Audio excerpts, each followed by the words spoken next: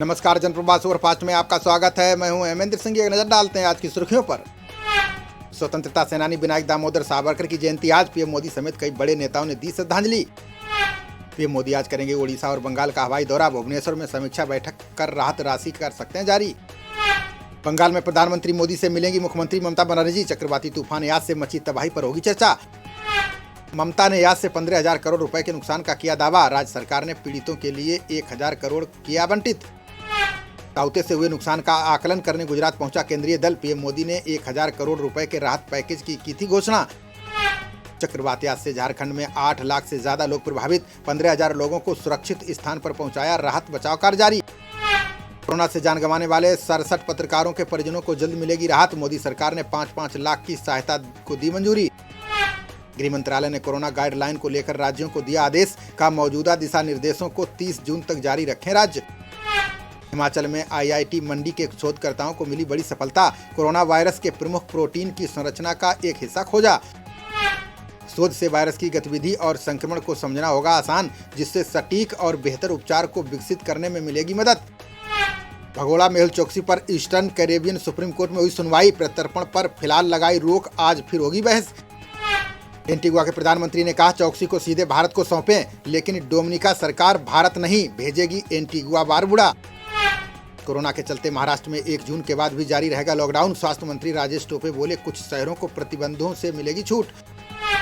11 राज्यों के बाद अब दिल्ली में भी ब्लैक फंगस महामारी घोषित। अस्पतालों को स्वास्थ्य मंत्रालय के निर्देशों का करना होगा पालन। ब्लैक, व्हाइट और येलो फंगस के बाद आया एस्परगिलोसिस इन्फेक्शन। गुजरात के बड़ोदरा के अस्पतालों में पाए गए 8 संक्रमित मरीज।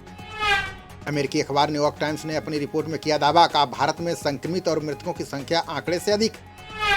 भारत ने न्यूयॉर्क टाइम्स की रिपोर्ट को बताया आधारहीन और गलत। का रिपोर्ट पूरी तरह से झूठ और विकृत अनुमान पर आधारित। बुजुर्गों और दिव्यांगों को घरों के पास लगाई जाएगी कोरोना वैक्सीन। केंद्र सरकार ने सेंटर बनाने के लिए जारी किए दिशा निर्देश। दूसरी लाइन में 44 दिन बाद कोरोना के सबसे कम मामले आए सामने। बीते 24 घंटे में 1,79,000 नए केस दर्ज। 3,558 की गई जान। देश में कोरोना संक्रमितों का कुल आंकड़ा 2,75,00,000 के पार, जबकि अभी तक 3,18,000 लोगों की जा चुकी है जान। देश में अभी तक कोरोना के 2,48,00,000 लोग हुए ठीक, जबकि 23,27,000 मरीजों का चल रहा इलाज।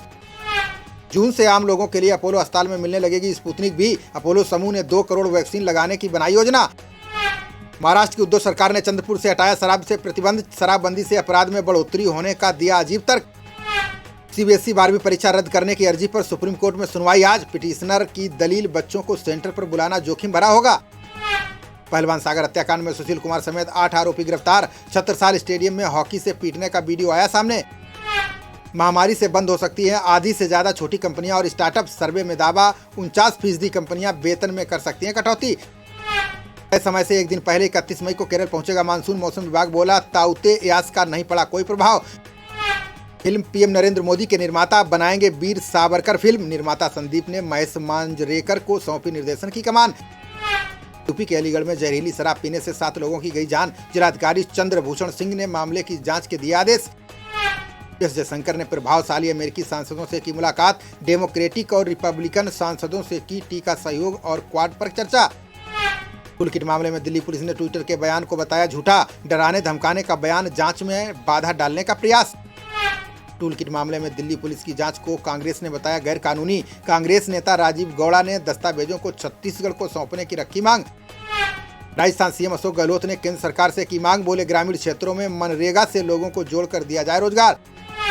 बिहार में चक्रवाती तूफान यास के कारण वायु और रेल यातायात प्रभावित। प्रदेश में विभिन्न स्थानों पर हल्की और मध्यम स्तर की हुई बारिश। कोरोना को मानव निर्मित बताने वाले पोस्ट को नहीं हटाएगी फेसबुक। का कोरोना की उत्पत्ति को लेकर अभी जांच जारी। पतंजलि को आईएमए की तरफ से मिला मानहानि का नोटिस। योगपीठ ने कहा कानूनी तरीके से नोटिस का देगी करारा जवाब। महाराष्ट्र सरकार ने चक्रवात राहत के लिए 252 करोड़ रुपए की दी मंजूरी। उद्धव ठाकरे की अध्यक्षता में हुई मंत्रिमंडल की बैठक में हुआ फैसला। कोरोना और चक्रवात पीड़ितों की मदद के लिए महाराष्ट्र भाजपा की पहल। 5वां स्तंभ नाम से शुरू किया सोशल मीडिया डिजिटल अभियान। स्वास्थ्य मंत्री हर्षवर्धन ने सभी देशों से एकजुट होने का किया आह्वान। बोले भारत ने अपनी जरूरतों के बावजूद 123 देशों को भेजी दवाएं। राष्ट्रीय बाल अधिकार संरक्षण आयोग ने बंगाल सरकार को दी नसीहत। कहा अराजकता प्रभावित बच्चों को 1-1 लाख की दे सहायता। दिल्ली सरकार ने कोरोना की तीसरी लहर के लिए बनाई कार्य योजना। 13 सदस्यीय समिति ऑक्सीजन संयंत्रों और दवा आपूर्ति पर रखेगी निगरानी। प्रियंका गांधी ने केंद्र की टीकाकरण नीति को बताया दिशाहीन। बोली, आज जगह जगह टीकाकरण केंद्रों पर लटके हैं ताले। सीएम योगी ने यूपी में कोविड प्रबंधन को बताया मिसाल। बोले, जमीनी हकीकत जानने के लिए मुझे खुद क्षेत्र में उतरना पड़ा। इलाहाबाद हाईकोर्ट ने भी यूपी सरकार के कोविड प्रबंधन की सराहना की। कहा, उम्मीद है कि सभी जिलों में इसी तरह के चलते रहेंगे प्रयास। सीएम हेमंत सोरेन ने झारखंड में काम कर रही कंपनियों से किया अनुरोध। बोले, सीएसआर के तहत युवाओं के टीकाकरण में करें सहयोग। भाजपा ने संयुक्त किसान मोर्चे के काला दिवस को बताया विफल। का 12 विपक्षी दलों द्वारा समर्थन करने से पवित्रता खो बैठा है आंदोलन। राजस्थान में टीकाकरण के लिए 1 माह का वेतन देंगे मंत्री और विधायक। सीएम अशोक गहलोत बोले, लोग स्वप्रेरणा से कर रहे हैं आर्थिक सहयोग। एटा में कोविड मरीजों को बांटी गई एक्सपायरी दवा। डीएम ने संबंधित अधिकारियों और कर्मचारियों से किया जवाब तलब। जम्मू कश्मीर में दहशतगर्दों के खिलाफ तेज किया जाएगा अभियान। डीजीपी दिलबाग सिंह बोले, मुख्यधारा से लौटे हथियार उठाने वाले युवा। पंजाब सरकार ने 10 जून तक बढ़ाया कोरोना लॉकडाउन। निजी वाहनों में यात्रियों की संख्या तय करने वाले नियम को किया खत्म। खबरों का सिलसिला जारी रहेगा, देखते रहिए जनप्रवाद। नमस्कार।